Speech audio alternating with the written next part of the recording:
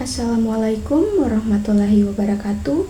Shalom, Om Swastiastu, Namo Buddhaya, Salam Kebajikan. Perkenalkan, saya Rifana dengan NIM A32124074 dari Fakultas Keguruan dan Ilmu Pendidikan, Program Studi Pendidikan Pancasila dan Kewarganegaraan. Pada kesempatan kali ini, saya akan menjelaskan tentang pengertian hukum tata negara. Dan juga di sini saya akan menjawab ada 6 pertanyaan.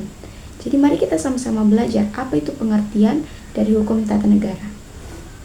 Pengertian hukum tata negara. Hukum tata negara adalah cabang hukum yang mengatur struktur dan fungsi lembaga-lembaga negara serta hubungan antara negara dan individu. Ini mencakup prinsip-prinsip dasar yang mengatur pemerintahan dan menjamin hak-hak serta kebebasan substantif warga negara. Ada 6 pertanyaan. Pertanyaan yang pertama, bagaimana efektivitas sistem checks and balance dalam mencegah penyalahgunaan kekuasaan di Indonesia? Jawabannya yaitu sistem checks and balance di Indonesia bertujuan untuk mencegah penyalahgunaan kekuasaan dengan membagi kekuasaan negara menjadi 3 cabang. Yang pertama, legislatif, eksekutif, dan yudikatif. Efektivitasnya yaitu ada kelebihan. Jadi sistem ini membantu mencegah konsentrasi kekuasaan pada satu lembaga, meningkatkan akuntabilitas, dan melindungi hak-hak individu. Adapun kekurangannya, yaitu sistem ini bisa memperlambat pengambilan keputusan, memicu perselisihan antar lembaga, dan membutuhkan budaya politik yang kondusif untuk berfungsi optimal.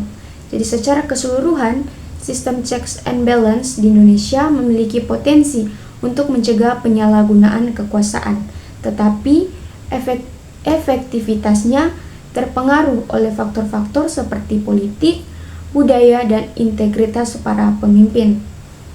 Pertanyaan yang kedua yaitu, apakah sistem pemerintahan presidensial yang diterapkan di Indonesia saat ini sudah efektif dalam mengatur pemerintahan?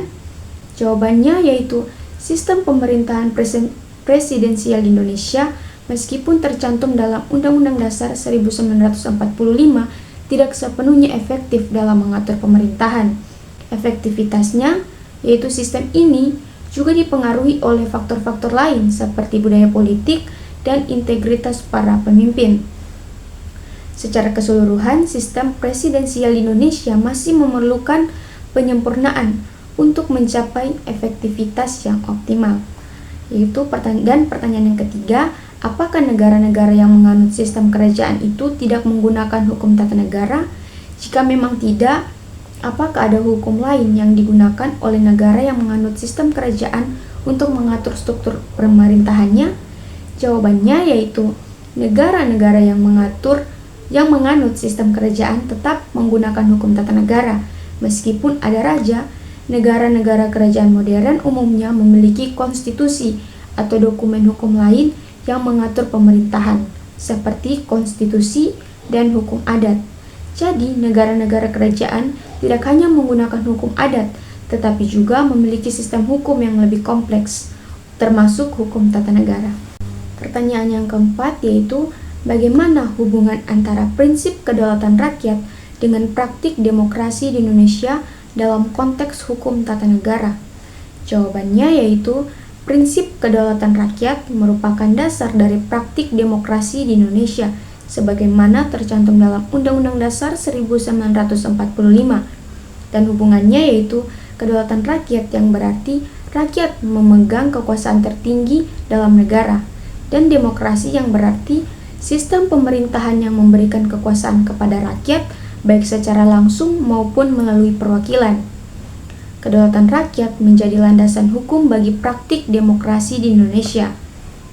Melalui berbagai mekanisme, rakyat dapat berpartisipasi dalam pemerintahan dan memastikan bahwa kekuasaan tetap berada di tangan mereka.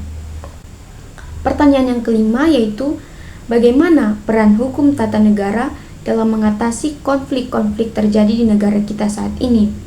Dan jawabannya yaitu, hukum tata negara berperan sebagai alat untuk mencegah dan menyelesaikan konflik di Indonesia dengan memastikan keadilan, hak asasi manusia, dan supremasi hukum.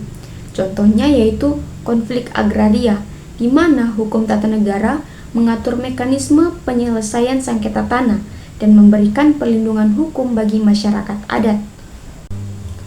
Pertanyaan yang keenam atau yang terakhir, apa dasar filosofi yang mendasari pembagian kekuasaan dalam sistem pemerintahan dan apakah pembagian ini selalu mencerminkan keadilan dan kebenaran?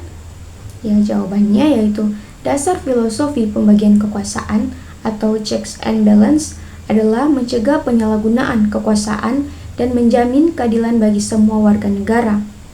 Dan apakah pembagian ini selalu mencerminkan keadilan dan kebenaran? Jawabannya yaitu tidak selalu.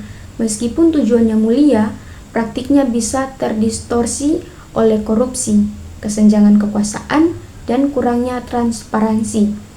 Jadi, pembagian kekuasaan adalah prinsip penting untuk mencapai keadilan dan kebenaran, tetapi keberhasilannya tergantung pada komitmen dan integritas para pemimpin serta partisipasi aktif warga negara dalam mengawasi dan mengontrol kekuasaan. Baik, itulah tadi pengertian dari hukum tata negara yang bisa saya jelaskan, dan juga ada 6 pertanyaan yang sudah saya jawab. Semoga bermanfaat. Terima kasih.